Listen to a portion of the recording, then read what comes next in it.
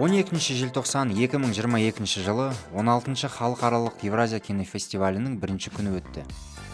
Фестивальдің дәстүр бойынша басталуы пресс-конференциямен Қазылар алқасының мүшелерімен танысу өтті. Бүгінгі таңда фильм түсіру жеңілдеген соң, оны саны артты. Технологиялық даму арқасында кинематограф барлық әлемге жайылды. Қазір барлығы цифрлы камераға түсіріледі. Және бастысы, мемлекетіміз, Мәдениет министрлігі кино өндіруге қаржы бөледі. Мүмкіндіктер көбейе түсті. Саны артып келе жатқан кино өндірушілердің ұсыныстарын одан сайын құлақ түріп тыңдайтынға жетті. Бұл бастаманы жақсылықтың нышаны деп қабылдау керек. Себебі бәсекелестік адал өтеді. Мамандар әріптесінен озу үшін тың жаңалықтар әкелуге тырысады.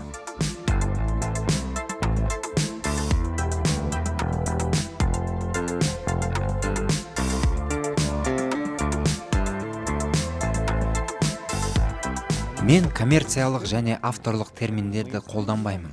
Мен киноны мейнстрим және артхаусқа бөлемін. Артхаус өнерде жаңа жол ашады. Ал мейнстримнің жолы салынып қойған. Сізге онымен жай ғана жүруіңіз керек. Неліктен жол бойында жүргендерді айыптау керексіз? Артхаус жаңа жолдарды аша берсін. Ал мейнстрим сол жолдармен жүре берсін. Содан кейін олар бір-бірін байытып, озара толықтырады. Мейнстрим артхаустан сапалы кино түсіруді үйренеді, ал артхаус мейнстримнан адамға өз өнерін беруді үйренеді. Бұл ынтымақтастықтың жалғыз жолы. Артхаус пен мейнстрим синтетикалық фильм жасауға тырысу керек.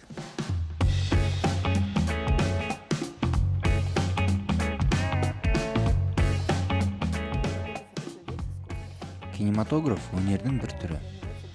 Сол себептен оны көрсететін жер кеңістік керек. Бізде ТВ мен кинотеатрлар бар. Кинофестивальдерге авторлардың өз өнерін паш ете алатын жері көрме ретінде қарау қажет. Бұл қырынан қарағанда кинофестивальдерінде көптеген тың туынды таба аласыз. Осыған орай кино танушы мамандардың фильмдерге ту сыртынан ғана қарайтынын айтпасқа болмайды. Сөйте тұра олар кино тарихшысы, өнер танушы әрі әлем өнерін танушы. Демек, бұл мамандардың фильмді кішігірім фестивальді көрсе де, эволюциялық даму деңгейінде көре алатын мүмкіндігі бар. Ал қарапайым жұрт фильмнің мәнін 10, тіпті 20 жылдан соң ғана бір түсінуі мүмкін. Кейін шараның салтанатты бөліміне ұласып, қонақтар қызыл кілемнен өтті. Одан кейін байқауға қатысушылардың жұмыстары жарияланып, кинофестивальдің ресми ашылуы өтті. Биылғы жылы фестивальдің ерекшелігі ұлттық кино байқауы халықаралық блоктан бөлек қазақстандық өндірістің 15 фильмі ұсынылды. Менің ойымша, бұл қазақ киноның дамуына қатысты жаңа кезең. Жыл бойы түсірілген фильмдерге Евразия фестиваліне қатысуға мүмкіндік. Фестиваль үшін бұл жаңа бұрылыс. Ал жергілік кинорежиссерлер үшін өте жақсы. Мұндай іс-шаралар бүкіл әлемнен әкелінетін фильмдерді көруге бағытталған. Биылғы жылы фестивальге жергілікті фильмдердің ең үздіктері қатысады. Бұл тамаша мүмкіндік. Өйткені фестивальдегі кино кинотеатрға шықпайды. Оны ғаламторда таба бермейсің.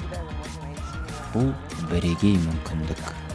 Кинофестиваль 18 желтоқсанға дейін жалғасады. Қатысушылардың еңбектерін Кинопарк кинотеатрынан тамашалауға болады. Мекен жайы Сәкен Сейфуллин көшесі 617.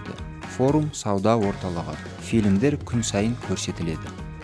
Фильм түсірудің тәсілі жетіп артылады. Үлкен топ пен үлкен бюджеттің қажеті де болмай қалуы әбден ықтимал. Бәрінен бұрын өз киноңды түсіру керек.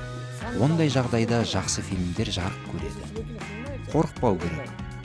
Қаржы болмаса да білек сыбана кірісіп кету қажет. Жақсы актриса не актер келмеді деп жоспардан бас тартуға болмайды. Ол дұрыс емес. Түсіргің келсе, лайым баста.